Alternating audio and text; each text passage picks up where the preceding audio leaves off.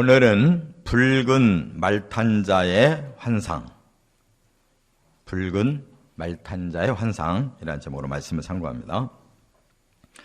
이제 본격적으로 이제 스가랴서가 들어가게 되는데, 오늘 이 말씀은 또 스가랴에게서는 두 번째 말씀입니다. 앞에 이제 1절부터 7절 말씀을 9월 여기 24일이라고 이렇게 말씀을 했죠. 그달 24일이었으니까 여덟째 달이라고 그랬는데, 오늘 말씀은 11월 24일이라고 이렇게 말씀을 했어요. 그러니까 스가랴에게 첫 번째로 말씀이 임한 것이 8월에 임했어요.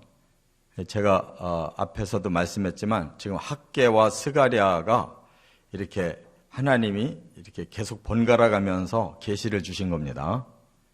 그래서 학개는 처음 6월 1일 날 이제 그 계시가 임했어요. 그래서 백성들에게 너희들이 왜 성전을 짓지 않느냐라는 이제 책망의 말씀이 있었잖아요.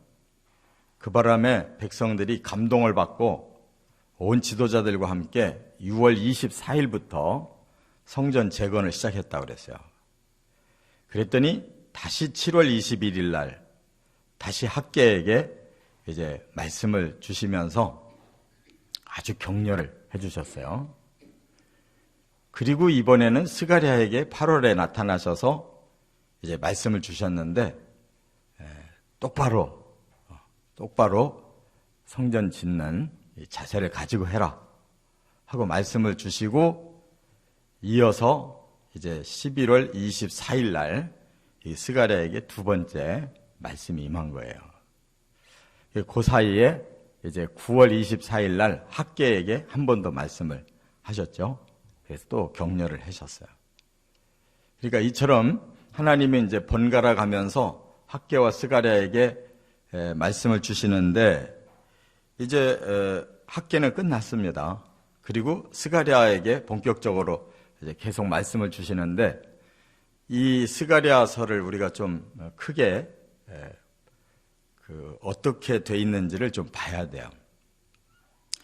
1장부터 6장까지는 이 환상을 보여주셨어요. 8가지 환상.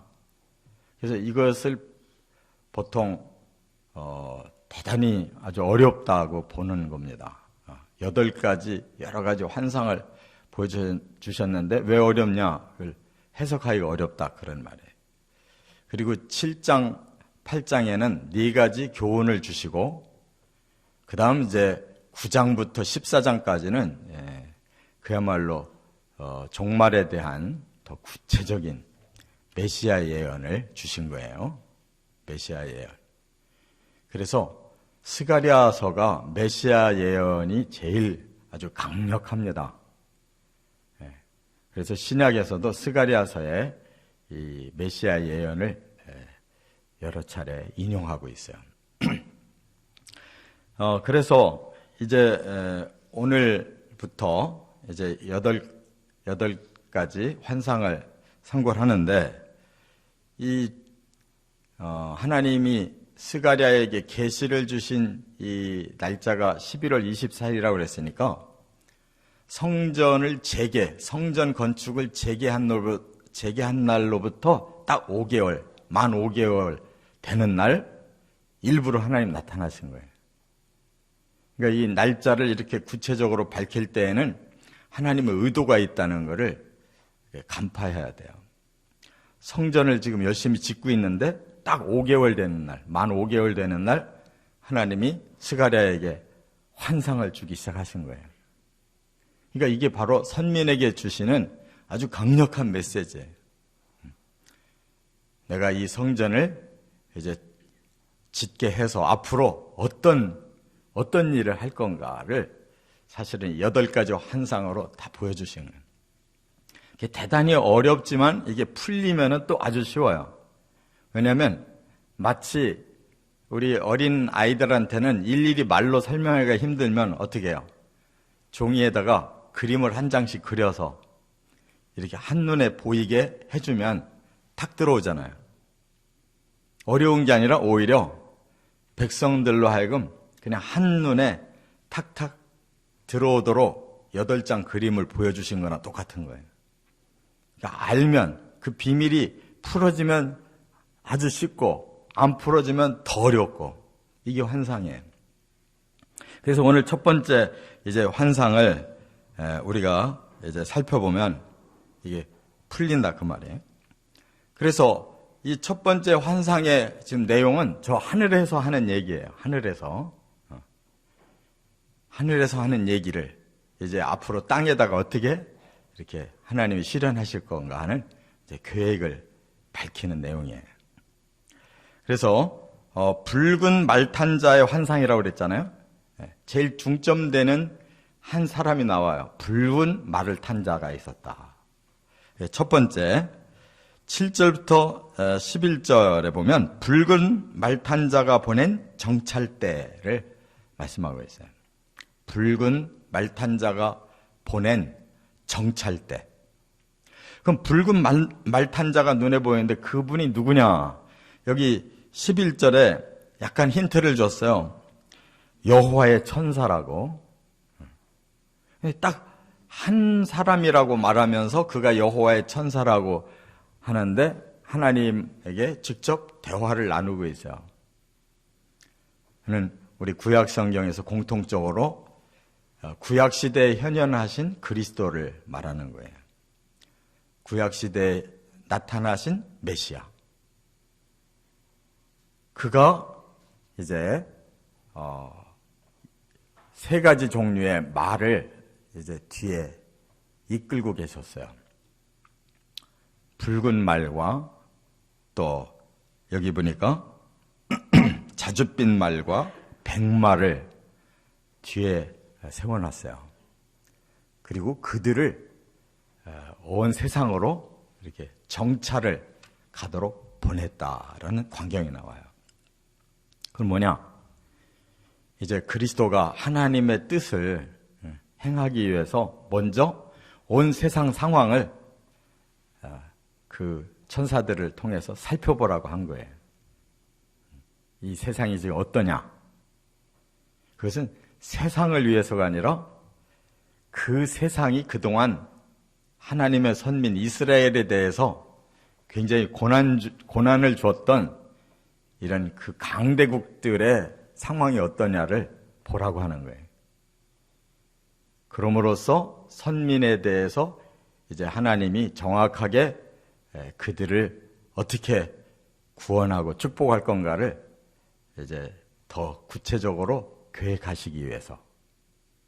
그러니까 우리가 여기에서 알 수 있는 건 뭐냐면 하나님은 이 세상에 많은 이런 사람들이 살고 있지만 제일 마음에 두고 있는 자가 누구냐? 하나님의 선민이라는 거예요. 그러면 그 위에 사람들이 누구길래? 바로 사탄이 사로잡고 있는 자들인 것이죠. 그래서 하늘에서도 선악 간의 전쟁이 있지만 그것이 이 땅에 그대로 펼쳐지고 있어요.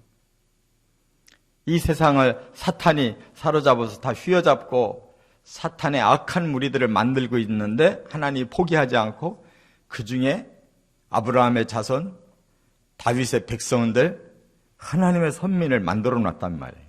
그러니까 이 악한 사탄에게 속은 이 악한 무리들 속에서 하나님이 특별히 이제 온 세상 구원하기 위해서 선민을 지금 이스라엘 사람들을 택해 놨으니까 여기에 초점 맞출 수밖에 없어요. 뒤에 말씀에 보면 눈동자라고 그래요. 눈동자. 하나님의 눈동자다 그랬어요. 그러니까 온통 여기에 지금 마음을 쓰시고 어떻게 하면 이들을 다시 구원할까? 어떻게 하면 이들을 통해서 다시 온 세상을 다시 변화시켜서 구원할까? 이런 마음이 꽉 차 계신 거예요. 그러기 위해서 정찰하는 것이다. 이 세상을 살피는 것이다. 할렐루야. 우리를 위해 이 세상의 모든 것을 하나님이 살피시고 그 정황 속에서 우리를 위해 어떻게 하나님이 하시려고 하는가 하는 이런 사랑과 은혜가 여기 가득한 걸 볼 수가 있어요. 그래서 그 여호와의 천사에게 이제 그들이 돌아와서 보고합니다. 뭐라고? 온 땅이 평안하고 조용합니다. 라고 보고를 해요. 그 말은 뭐예요? 이제 그들이 자기들의 뜻을 이뤄가지고 이제 뭔가 안일에 빠져서 살고 있다, 그런 뜻이에요. 세상은 악한 자들로 남의 피를 빨아먹고 남에게 고통을 줘서 자기들이 안일하게 살잖아요. 세상은 그렇게 지금 있다는 거예요. 그러나 하나님의 백성은 그 대신 어떻게 했어요? 그들에게 피가 빨리고 그들에게 심한 노역을 당하고 이렇게 고난당하고 있다는 뜻 아니겠어요? 이렇게 선악 간에 큰 차이가 있는 거예요. 악이 강하면 선한 사람이 고난받는 거예요. 이와 같이 세상의 모습을 이제 그 그리스도에게 보고하고 있다 하는 거예요. 두 번째, 12절 13절에 보니까 붉은 말탄자의 탄원을 말씀하고 있어요. 이제 그 정찰대에게 보고를 받은 그리스도가 그 다음 뭘 하느냐? 하나님 앞에 탄원하는 거예요. 뭐라고? 언제까지 예루살렘과 유다 성읍을 불쌍히 여기지 아니하시려 하나이까? 그랬어요. 지금 하나님이 노하신 지 70년이 되었나이다 라고 탄원하는 거예요. 저 악한 자들은 오히려 떵떵거리고 저렇게 평안하게 살고 있는데 그들에 의해서 이렇게 심판당하고 70년 동안 매여서 고난당하는 왜 선민을 하나님 언제까지 이렇게 놔두고 계십니까? 그 얘기죠. 그러니까 이 땅에서 강대국인 느부갓네살 그 바벨론이 이스라엘을 그렇게 멸망시키고 끌고 간 지가 70년이 됐는데 하나님 언제까지 저들은 떵떵거리고 살고 이 선민들은 고난에 계속 처해 있어야 됩니까? 라고 중보했다는 거예요. 그리스도가. 그러니까 이 땅에 우리가 이런 예수를 믿고 또 의의 고난을 받고 뭔가 힘들게 살고 있을 때 하나님은 예수님은 태평하게 계시는 게 아니라는 거예요. 하늘에서 우리를 어떻게 하면 다시 정화시키고 다시 구원하고 다시 회복하고 다시 하나님이 본래 주고자 하는 그 축복을 줄까를 기다리고 계시고 고심하고 계시지 오히려 우리보다도 더 안타까워하고 계시지 그냥 넋놓고 계시는 하나님 예수님이 아니라는 거예요. 깨달아야 될 줄 믿습니다. 우리보다도 우리를 더 사랑하시고 더 아끼시고 더 고통받고 계시는 것이 바로 하나님이시죠. 이렇게 그리스도가 탄원을 했을 때 뭐라고 그랬어요? 13절에 하나님이 그에게 선한 말씀과 위로하는 말씀으로 대답하셨다 그랬어요. 하나님이 그 그리스도의 탄원을 들으시고 선한 말씀을 하시고 위로하는 말씀을 하시더라. 거기에는 이제 하나님의 새로운 계획이 담겨 있다 그 말 아니에요? 그리스도와 하나님이 이 선민에 대해서 뭔가를 좋은 일을 하고자 대화를 나눴다는 말 아니에요? 이처럼 우리 하나님은 우리에게 선한 것을 주시려고 우리의 고난에 대해서 위로를 주고 계시는 하나님이라는 거예요. 근데 우리는 그런 거 전혀 모르고 하나님 내가 이렇게 지금 어려워 죽겠는데 언제까지 이렇게 놔둘 참입니까? 뭐 별로 의롭게 살지도 못했으면서 그냥 늘 하나님 앞에는 건방지게 대들고 소리만 지르려고 그러잖아요. 잘났다고. 하나님 앞에 찍소리도 못하고 있어야 될 사람들인데 오히려 잘났다고. 그러나 하늘에서는 이렇게 탄원이 있고 이렇게 선과 위로의 그 하나님의 계획이 있다 이 말이에요. 믿으시 바랍니다. 세 번째 14절부터 17절 붉은 말탄자의 설명을 말씀하고 있어요.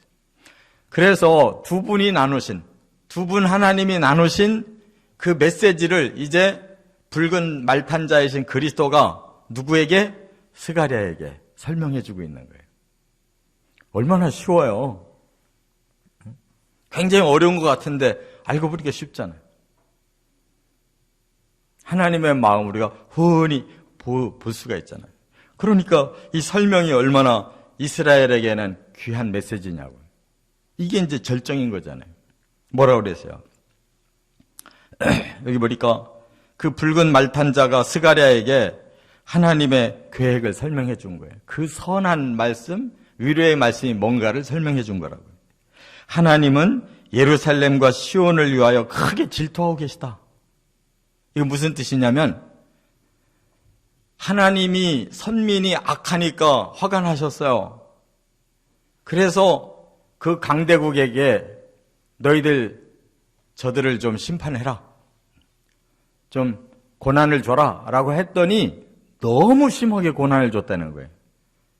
하나님은 좀 약하게 때려라. 정신 차리게 해라 그랬더니 약하게 때린 게 아니라 아주 그냥 곤죽을 만들어 놓은 거예요. 그냥 하나님이 여기에 대해서 화가 나셨다. 질투가 생겼어요. 내 사랑하는 자를 조금만 쳐서 정신 차리게 하려고 그랬더니 이놈들이 아주 자기들을 위해서 아주 완전히 멸망을 시키고 다 뺏어가고 아주 선민을 그냥 다 완전히 녹여버린 거예요. 그래서 하나님이 막 마음에 질투가 일어난 거예요. 아유, 내 사랑하는 자들을 너무 이렇게까지 괴롭히다니 하고 그 사랑이 다시 솟아나셨다. 그런 뜻이에요.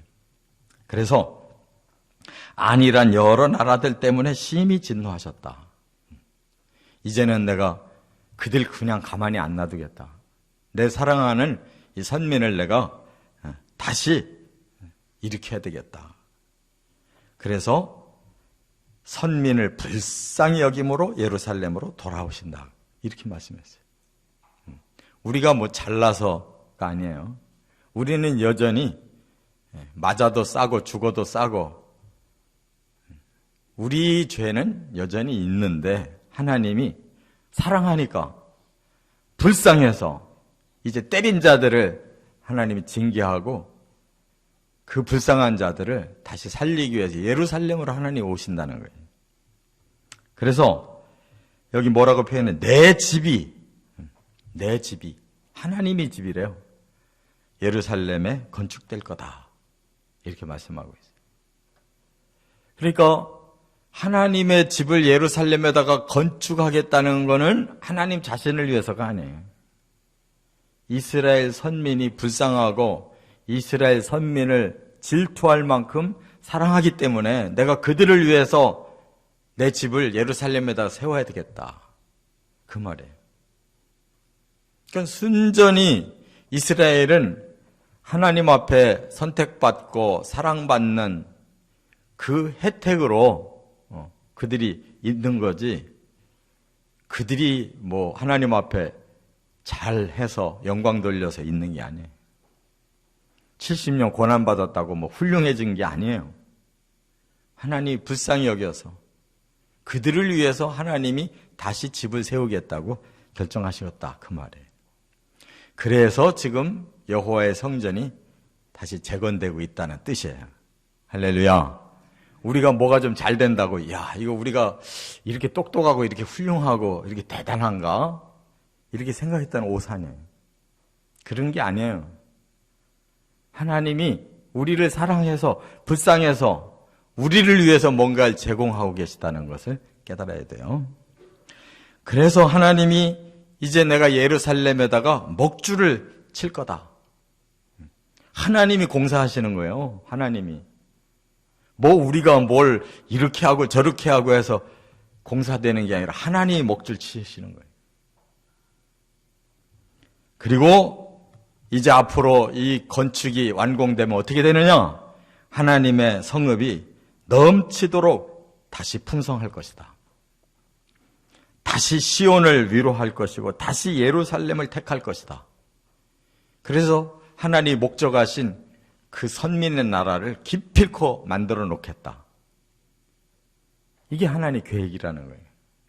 그러니까 단순히 건물지라는 얘기가 아니잖아요. 거기에 하나님이 사시고 거기에 하나님의 백성이 얼마나 넘치도록 풍성한 그런 하나님의 은혜를 받게 하려고 하시는 것을 알 수가 있잖아요. 이래서 예루살렘에 새로 세워지는 성전이 하나의 신호탄이 되는 거예요. 신호탄이. 그런데 결과적으로 어떻게 됐어요? 이렇게 세워진 성이 예수님이 오실 때 있었잖아요. 그들이 예수님을 거부하니까 이 성전이 다시 파괴되잖아요. 로마에 의해서 서기 70년에. 그러고 지금까지 성전 없잖아요. 하나님 마음을 아시겠죠? 이스라엘을 위해서 그렇게 진짜 성전이신 예수 그리스도를 보내줬더니 그 성전을 그들이 스스로 파괴시키고 십자가에 달려 죽게 하고 그러더니 자기들이 진 성전도 무너져 버렸죠. 다 잃어버린 거예요. 그래서 이 사람들은 다시 또 제3성전 세우려고 지금 야단인데 제3성전이 목적이 아니고 그리스도를 모시는 게 목적이잖아요. 진짜 성전을 그들이 모셔야 될 거 아니에요. 이 삼각관계가 지금 남아 있어요. 앞으로 그들은 죽으라고 이제 건물 성전 질 겁니다. 물론 예수님이 그곳에 임하실 거지만 그 성전이 중요한 게 아니에요. 예수님이 오셔야 진짜 성전이 세워지는 거예요. 할렐루야. 깨달으시고 이 말씀의 그 방향이 어디로 가는지 우리는 그 방향으로 따라가야 되는 거예요. 그런 축복 받으시길 주의 이름으로 축원합니다.